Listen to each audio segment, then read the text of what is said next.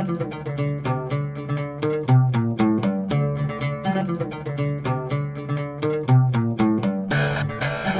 welcome to Sci-Fi Christian. I'm Ben DeBono, and this is your low-rent version of the Game of Thrones reviews, because here I am alone.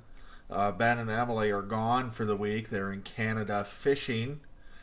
So it's just me recording off of the webcam just to make things a little bit easier here tonight. It's also going to be 2 weeks in a row without any smoking. I was going to pull it out because, you know me, I don't mind it, pulling out a pipe, but I've been up with friends all weekend. I'm a little smoked out. We've been smoking pipes and stuff and all that good stuff. I do have a beer I'll crack open here in a second, but, you know, I'm not a habitual smoker. During the winter when it's cold, because we do it on the show, but I generally don't like to smoke in the office very much. So I can go months and months and months without lighting up a pipe. So when it's been a couple days in a row, it's, you just get, it's a little bit dicey. You kind of gotta let your mouth recover a little bit. So the pipes will be back next week for all one or two of you who actually care about that sort of thing. And also this review will probably be a little shorter than normal. We've been running very long because we've just been BSing afterwards. But we'll kind of catch up on more of the specifics next week when Ben and Emily are back. We'll start out by talking about this episode a little bit. That's usually what we do when we've missed a week or somebody's missed a week. All right, but let's see here. So the beer tonight is new brewery to me. This is Funkworks Saison Belgian style ale. I've heard good things about this brewery. This is supposedly an award-winning deal. It's a 2012 gold medal winner at the Great American Beer Festival, which is quite a festival. I went to that last year. That takes place in Denver in October, and it is quite something. They have, as much beer as you can handle and then some. So we'll see. I've never tried these guys. I think they tend to do a little bit more sour and everything. So we'll kind of let this, I don't want to just drink foam, so we'll give this a second. Anyway, so what's tonight's called? This was called The Queen's Justice, right? I like this episode a lot. I think Ben was, he was complaining a little bit last week that it was a little slow. And yeah, it's been a little slow those first 2 weeks. I imagine he will be much happier with this episode. There are two things. There's a lot of nitpicks I could do. I think some of the story mechanics are obviously not as smooth as when they were on Martin's material. But, stuff is happening that I've been waiting for 15 years to have happen, so I don't care too much. But there's two things I don't like in this season right now. Two characters in specific. And they really stood out in this episode, bugging me. So the first one is Euron, because he's basically a rent-a-villain, and the show doesn't need a rent-a-villain right now. It has Cersei. It has Jaime kind of moving back to doing the villain thing a little bit, though I think he'll swing back around to kill Cersei eventually. But Euron is horrible. He's way overacted. He feels like self-parody in this show. There's enough tension and drama in Illyria and Yara being taken through the streets of King's Landing with whips around their necks without him talking about how it gives him a boner. And then he gets into the throne room and he's asking Jaime for sex tips. It feels like an SNL parody of a Game of Thrones villain. I know some people felt that way about Ramsay. I didn't feel that way about Ramsay. I was fine with Ramsay. I mean, I was horrified by him, but you know what I mean. But I do feel that way about Euron. I felt it a little week one. I felt it a lot at the end of last week, and then this week it was just like, okay, this guy's just, he needs to die, because every one of his scenes, the show feels like it's in self-parody. And I'll let you know who the second character is after I give this guy a sip.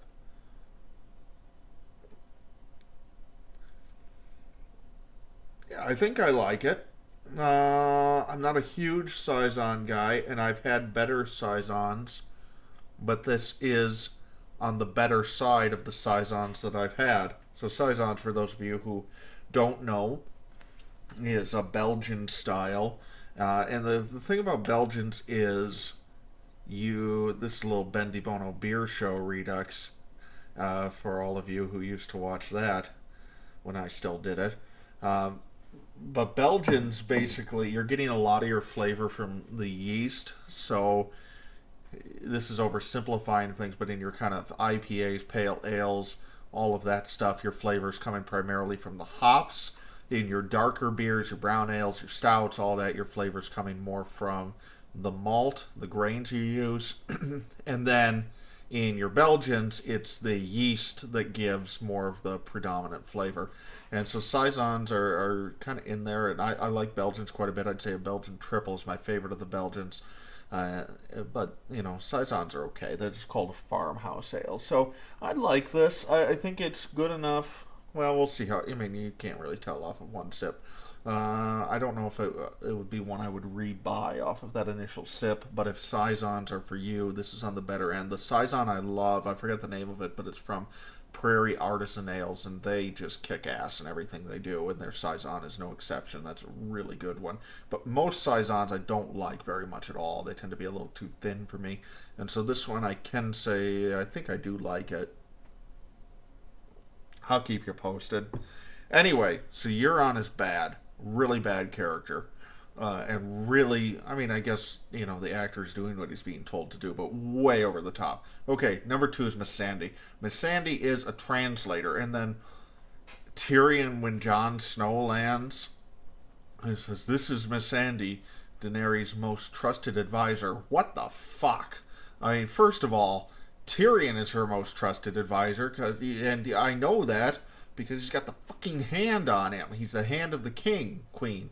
And Missandei is a translator, and that's all she is. And maybe she's become Dany's buddy over the last few years, but Missandei, I don't know what they're trying to do this season, but they're trying to make her into this big character, and she isn't. And that's okay. Not everybody has to be a big character. The show has enough big characters. It feels like, and don't get mad at me until I finish this thought, but it feels like the memo came down from on high that we need another strong female character on the show. I don't have a problem with strong female characters. Dany is a great character. I have a problem with contrived characters, period. And when you set out on a mission to create a strong female character, you stands a good chance of becoming contrived. When you set out on a mission to take a character who's just a bit player and turn her into a strong female character, it's definitely contrived. Exhibit A is you turn a translator into the Queen's most trusted advisor. That's bullshit, and I just want her to die. So if she and Euron could just get into a boat and die, that would be great. I appreciate it. I don't like either one of them. Unfortunately, I have a feeling Missandei's with us for the long haul, but Euron, he's not making it out of this season. He's a rent-a-villain, so at least I'll have 1 out of 2. Alright, enough bitching because this was a really good episode. Starting with, we have Dany and Jon finally meeting, but you know what? I honestly enjoyed Jon's conversation with Tyrion more. I feel like that reunion in a lot of ways felt more satisfying to me. Even though we've been waiting for Dany and Jon forever, as Melisandre said, she's brought ice and fire together, which I always feel compelled to remind you non-book readers that the series is called A Song of Ice and Fire, not a Game of Thrones. I get why they changed the title for the series on TV, but just remember that this story is A Song of Ice and Fire, so very significant that Dany and Jon are together. So that's big. They're going to work out their differences eventually, and I have a feeling that the fact that Jon is a Targaryen is obviously going to come into that mix in terms of smoothing things out. But, as Tyrion kind of said, both of their positions make sense. Jon's in desperation mode, and he doesn't know who she is, and she doesn't know who he is, and so, it's a lot of posturing, a lot of dick measuring, but, it's what you gotta do. And they'll get there eventually. I'm not too worried about that. We'll all be friends before too long, especially when the White Walkers come charging through the wall. That'll be the great moment. So that was great. Tyrion was great. I really liked that whole interaction.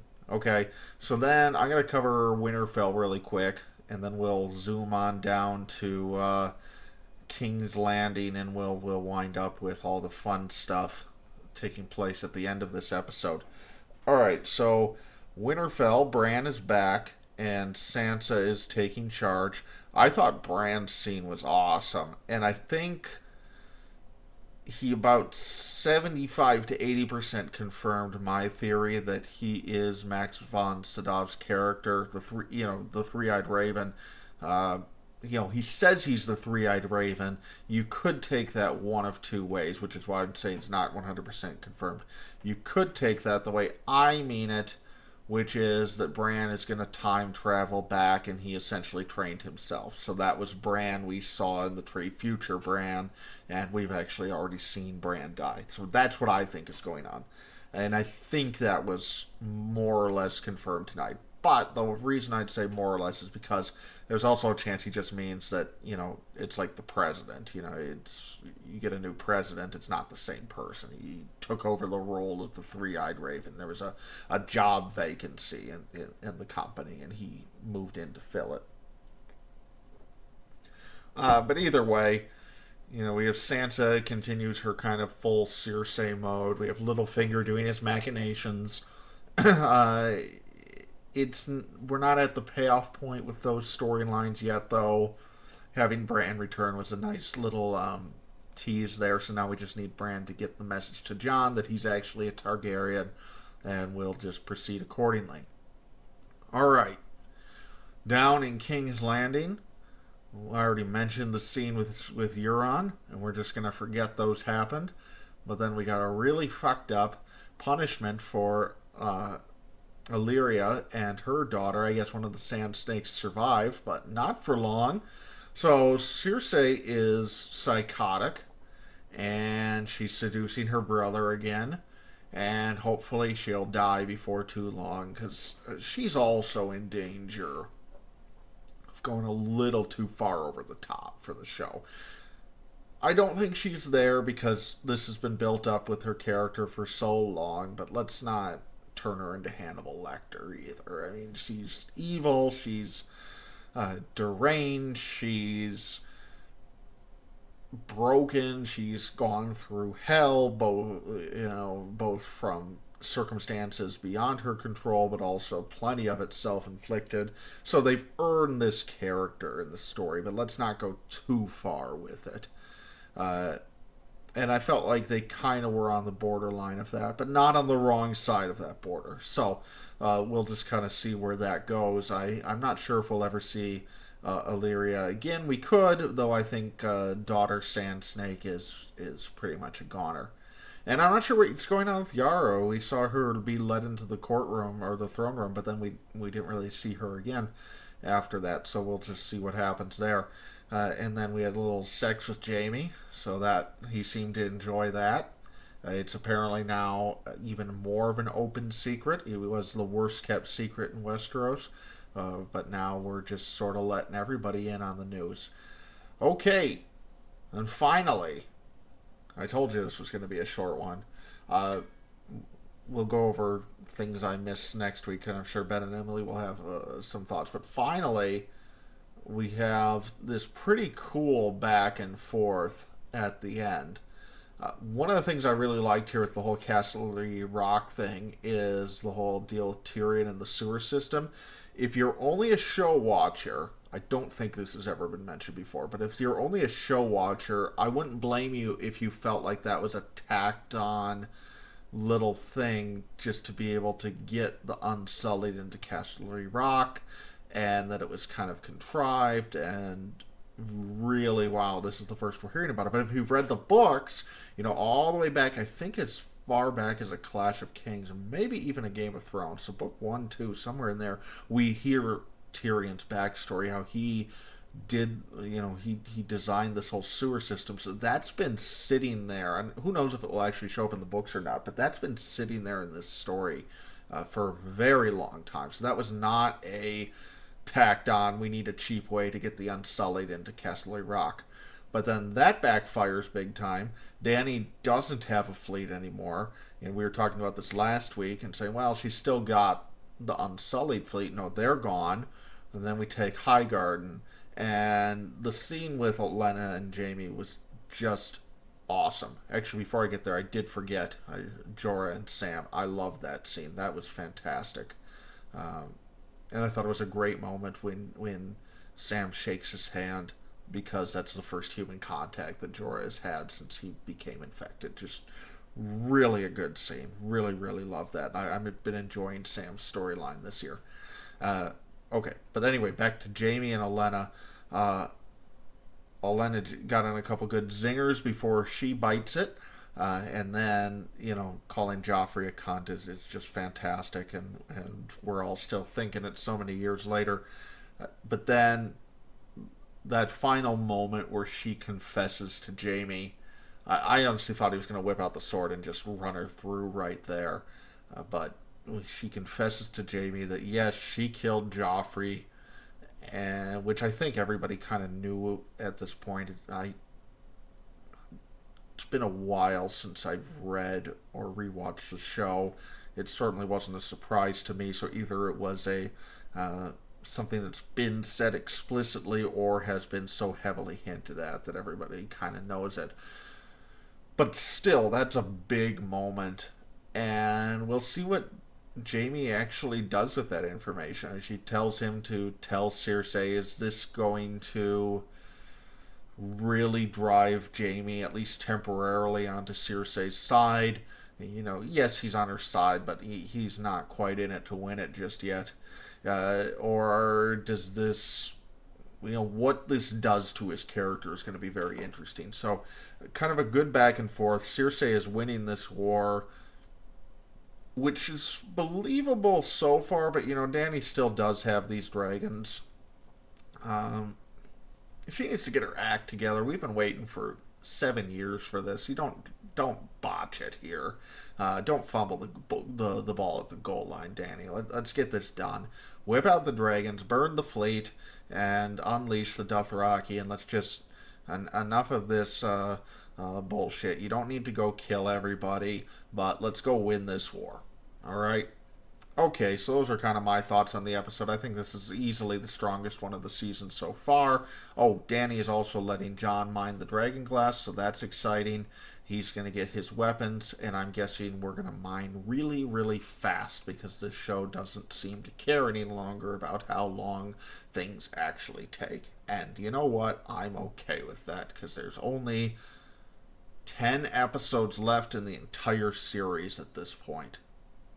Assuming, I think there's always a chance another one slips into season 8. That happens sometimes. But there's 10 episodes left. Just mine the damn glass and get her done. All right, so we'll be back next week, Ben and Emily, and we'll talk a little bit more about this episode, I'm sure. We'll hear how Canada was. This was actually pretty good.